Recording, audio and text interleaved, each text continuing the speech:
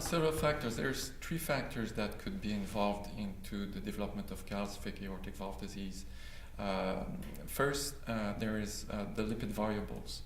And we know that statins, that despite important lipid reductions, in the 3 trials that have been published so far, did not prevent the progression rate of aortic stenosis.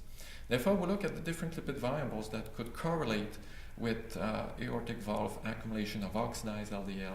Oxidized LDL are potent stimulator of ectopic calcification, and within the aortic valve there is a high level of oxidized LDL. And if we look at the different lipid variables, the small dense LDL particle phenotype correlate with the accumulation of oxidized LDL. And however, the LDL level per se did not have any correlation with the accumulation of oxidized LDL. So therefore we believe that this is an important feature of the lipid variable that could play a role.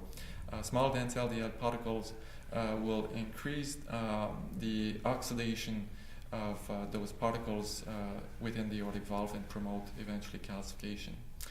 And this may explain, at least in part, the failure of statins. So since they do have, at best, a modest effect on the size of LDL particles. Second, there is the insulin resistance factor. We know that insulin resistance is linked to calcification of the aortic valve. And among the different factors that could play a role, we recently identified that an adipokine, which is secreted by the fat cells, adiponectin, may play a role in this regard. We know that adiponectin play a major role into insulin sensitivity, glucose tolerance. It has also anti-inflammatory activity.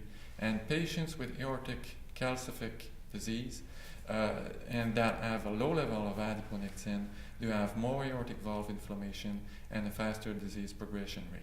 And finally, hypertension is one key feature of ectopic visceral fat accumulation. We know that in those patients, this tissue is metabolically active, produce the factors involved into the activation in the renin-angiotensin system, promote hypertension. And there has been studies that have found that activation of the renin-angiotensin system in viscerally obese patients is linked to aortic valve inflammation and remodeling process. So when we take those 3 factors together, there is, of course, evidence that each combined or individually may play a role into the disease process.